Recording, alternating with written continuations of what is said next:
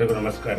ನಿಮ್ಮ ಮಿತ್ರ ಸಮಾಜ ಯೂಟ್ಯೂಬ್ ಚಾನಲ್ನಿಂದ ನಿಮ್ಮ ಮಿತ್ರ ಕುಮಾರ್. ಸ್ನೇಹಿತರೆ, ನಮ್ಮ ಚಾನಲ್ಗಿನ್ನ ಸಬ್ಸ್ಕ್ರೈಬ್ ಆಗಿಲ್ಲ ಅಂದರೆ ಸಬ್ಸ್ಕ್ರೈಬ್ ಆಗಿ ನಮ್ಮ ಚಾನಲ್ನ ಪ್ರೋತ್ಸಾಹಿಸಿ ಅಂತ ಕೇಳ್ಕೊಳ್ತಾ, ಇವತ್ತು ಚನ್ನಪಟ್ಟಣ, ಶಿಗ್ಗಾವಿ ಮತ್ತು ಸೆಂಡೂರಿನಲ್ಲಿ ಚುನಾವಣೆ ಬಿರುಸಿನಿಂದ ಸಾಗಿದೆ.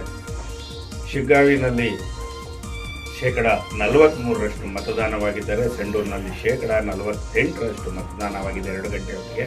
ಆದರೆ ಚನ್ನಪಟ್ಟಣದಲ್ಲಿ 49.5% ಮತದಾನ ಬಿರುಸಿನಿಂದ ಸಾಗಿದೆ.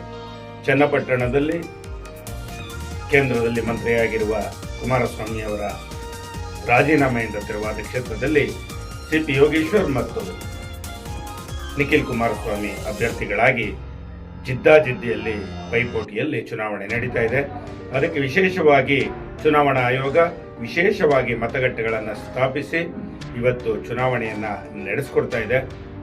ಇದರಲ್ಲಿ ಮಹಿಳೆಯರು ಹೆಚ್ಚು ವಿಶ್ವಾಸದಿಂದ ಸರತಿಯ ಸಾಲಿನಲ್ಲಿ ನಿಂತು ಮತದಾನ ಮಾಡ್ತಿರೋದು ವಿಶೇಷ. ಮತ್ತು ಯುವಕರು ಹಾಗೂ ವಯೋವೃದ್ಧರು, ವಯಸ್ಸಾದವರೆಲ್ಲ ಬಂದು ಮತಗಟ್ಟೆಗೆ ಬಂದು ಉಪಚುನಾವಣೆ ಆದ್ದರಿಂದ ಮತ ಚಲಾಯಿಸ್ತಿದ್ದಾರೆ.